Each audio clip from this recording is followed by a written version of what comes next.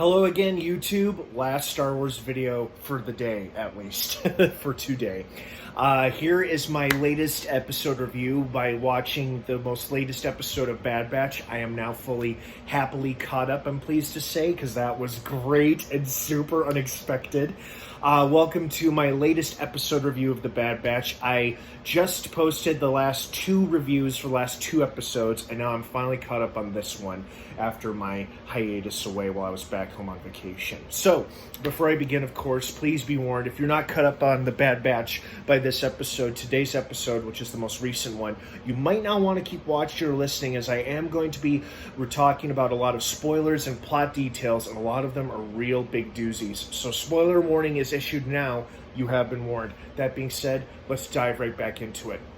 First and foremost, it is so awesome whenever they bring back beloved characters we've seen in other incarnations of Star Wars. In this case, Chopper and a young Hera Syndulla. That was the best.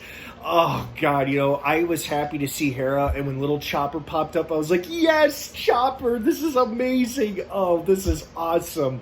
We got to see what life was like on pre-Loth, pre-Empire, post-Republic, and clearly, hats off to the Syndulla family for trying their damnedest to really try to keep a fragile coexistence and peace with the Empire. But, Gobi's instincts were on point about the Empire can't be trusted, and it was like a red flag that they disarmed all the citizens like that.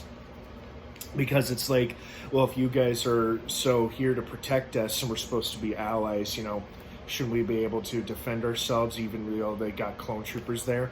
Plus, it reminds me of like one of the last episodes we saw of Clone Wars with Cham Syndulla and Senator on Tar about how the clone army was supposed to leave Ryloth once the Clone Wars were over, but clearly that didn't happen. Speaking of on Tar, this episode actually filled in a gap or something that I've always wondered about, whatever happened to that big blue son of a bitch, because we never heard outright, we got no confirmation through dialogue, and nothing was ever seen up until now what happened to him, and that sucker is dead, taken out by Crosshair himself. It looks like it was just a means to an end for the Empire, because now they had a perfect excuse to arrest Cham and his wife and his followers, when all they wanted to do was rescue Hera, which was already threatening their fragile truce or coexistence with the Empire, but clearly that was not going to last long no matter what happened. I also loved how this episode kept teasing Hera's eventual future as an excellent fighter pilot, how eager she is as a child to learn how to become a pilot and whatnot, and Gobi's teaching her. I also love how she briefly bonded with Omega as well, because they're both around the same age at this point. And I kind of thought to myself, is this where we see the turning point for Cham, where we see his wife killed right in front of him by the Empire? Because I thought Crosshair was actually going to take her out and not the Senator. But nope, she is still alive for now. But we know from watching Rebels, as revealed by Hera and Cham, that, when his wife was killed, it's what inspired him to lead the Ryloth resistance against the Empire.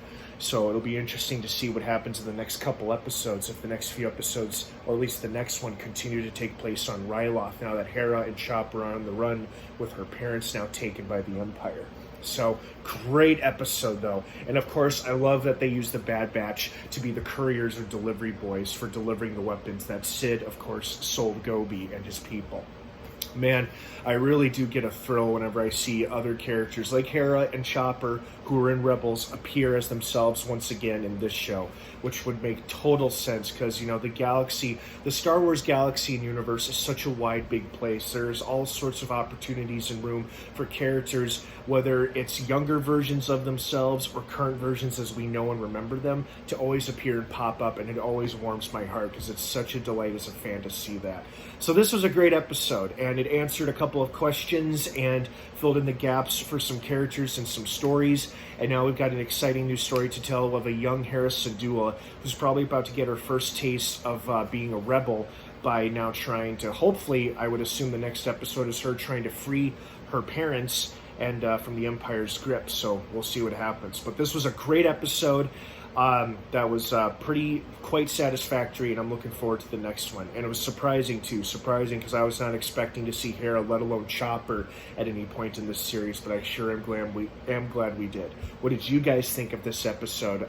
Do you think we're going to lose Hera's mother anytime soon in the future, or will that not happen until next season, if we even get a second season? We don't even know if this show is a one-season deal or if it is getting a second season. We just don't know yet, but hopefully we'll get that answer when the time comes. Thanks for watching, guys. Have a great rest of your weekend, and stay tuned for more videos this weekend as I'll be posting more and more delayed content. Have a good one, everybody, and of course, until next time, may the Force be with you.